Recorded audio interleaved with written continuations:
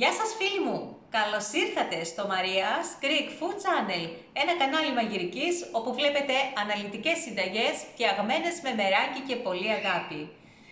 Πριν ξεκινήσουμε τη σημερινή μας συνταγή, θα ήθελα να σας υπενθυμίσω να κάνετε μία εγγραφή στο κανάλι και να μοιραστείτε το βίντεο με τους φίλους σας. Αυτό θα μας δώσει πνοή να συνεχίσουμε την προσπάθειά μας. Πάμε να ξεκινήσουμε! Σήμερα θα σας δείξω ένα πολύ εύκολο γλυκό κουταλιού με ωραίο λαμπερό χρώμα δεμένο σιρόπι που γίνεται σε 40 λεπτά μόνο. Ας δούμε τα υλικά που θα χρειαστούμε. Κηδόνια, ζάχαρη, αρμπαρόριζα, αμύγδαλα, χυμό λεμονιού, γλυκόζι και νερό. Την ακριβή δοσολογία των υλικών θα τη βρείτε στην περιγραφή.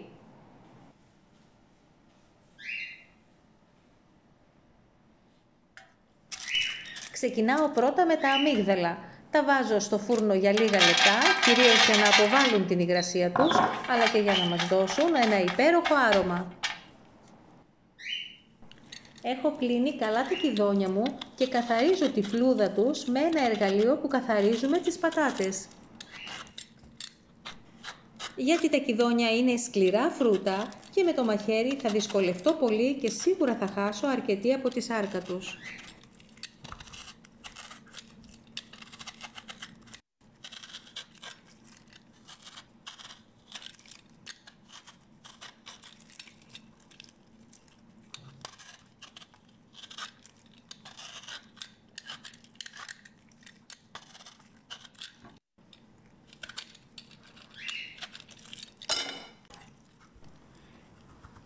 Τα κόβω με ένα μεγάλο μαχαίρι κουζίνας στα 4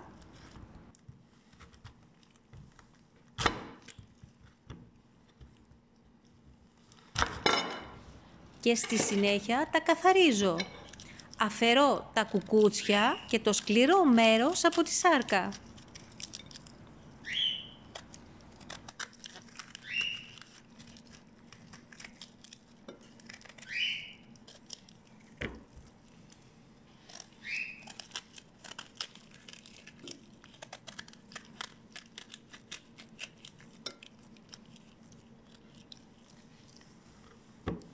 Τώρα, μπορείτε να τα κόψετε σε ό,τι σχήμα σας αρέσει. Είτε τριγωνάκια, είτε τετραγωνάκια, είτε σε φετούλες.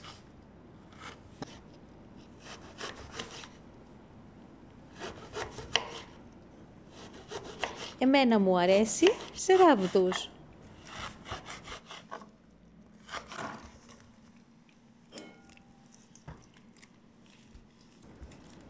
Για να μην σας μαυρίσουν τα κομματάκια, ρίχνετε σταδιακά λεμόνι και ανακατεύετε.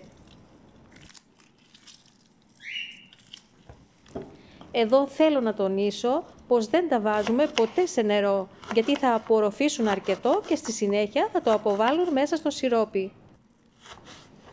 Επίσης θέλω να σας πω, αν όλο αυτό με το κόψιμο των φρούτων σας φαίνεται χρονοβόρο και δύσκολο, υπάρχει στα σούπερ μάρκετ ειδικός τρίφτης με πολύ μεγάλες τρύπες που θα σας διευκολύνει και θα σας δώσει ομοιόμορφους ράβδους.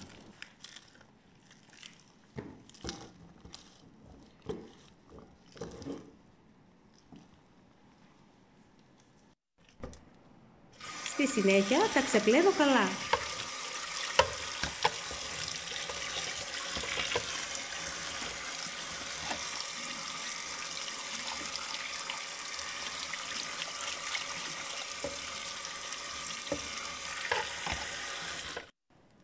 Τώρα σε μία πλατιά κατσαρόλα στρώνω ένα λάξ, φρούτα και ζάχαρη.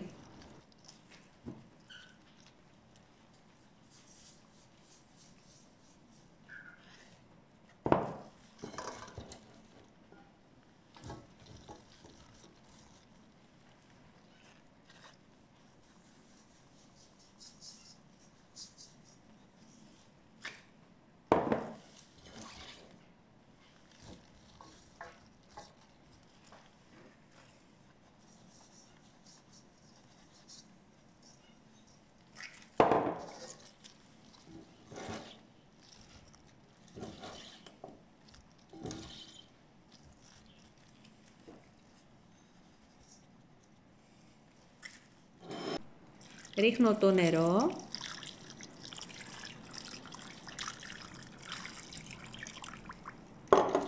Τα ανακατεύω λίγο να διαλυθεί η ζάχαρη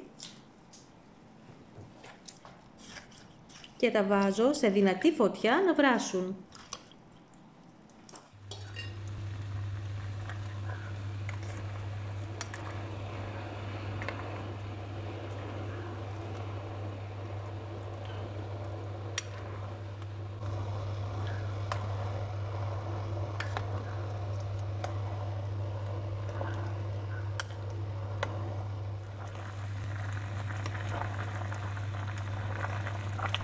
Όποτε και αν χρειαστεί, αφαιρώ τους αφρούς.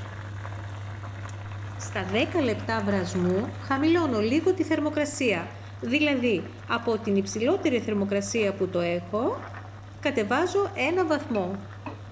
Σας συνιστώ τα γλυκά κουταλιού να μην τα ανακατεύετε πολύ, αλλά να ανακινείτε με κυκλικές κινήσεις στην κατσαρόλα σας.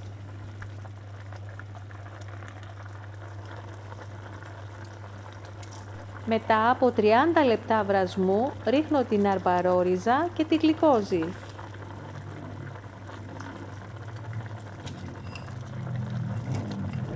Τη γλυκόζη τη βάζω για να μην ζαχαρώσει το γλυκό, να δέσει καλύτερα το σιρόπι και να δώσει ένα λαμπερό χρώμα. Τώρα αν εσείς δεν την προτιμάτε, μπορείτε να την απορρίψετε, να μην βάλετε τίποτα ή να την αντικαταστήσετε με τα κουκούτσια, τα οποία όπως θα ξέρετε έχουν πικτίνη που θα βοηθήσει να δέσει πιο γρήγορα το σιρόπι. Τυλίξτε τα σε τουλπάνι ή τούλι και βάλτε τα στην κατσαρόλα μαζί με τα κηδόνια.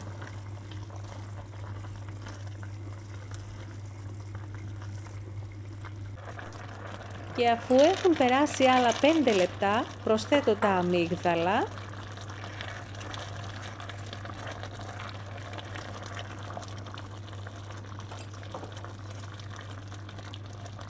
και 3 κουταλιές της σούπας λεμόνι.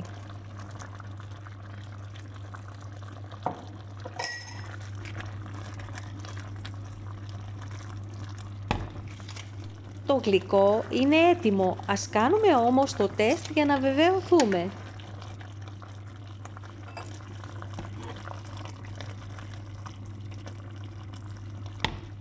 Σε ένα πιάτο που το είχα στο ψυγείο, ρίχνω λίγες σταγόνες από το σιρόπι. Όπως βλέπετε κάνει κόμπους, άρα έχει δέσει. Αποσύρω από τη φωτιά και το αφήνω για 2-3 λεπτά. Πω, υπέροχο χρώμα. Στη συνέχεια βγάζω την αρμπαρόριζα και βάζω το γλυκό μου σε βάζα. Εμένα μου αρέσει αυτό το χρυσαφένιο χρώμα. Αν εσείς προτιμάτε το πιο έντονο κόκκινο χρώμα, θα το βράσετε σε 2 δόσεις. Δηλαδή, στο δεκάλεπτο του βρασμού αποσύρουμε από τη φωτιά, το αφήνουμε να κρυώσει τελείως και μετά συνεχίζουμε όλη την υπόλοιπη διαδικασία. Ο χρόνος βρασμού είναι ίδιος, απλά γίνεται σε 2 φάσεις. Αυτό συμβαίνει γιατί το κηδόνι κάθε φορά που ζεσταίνεται και κρυώνει, βγάζει πιο έντονο χρώμα.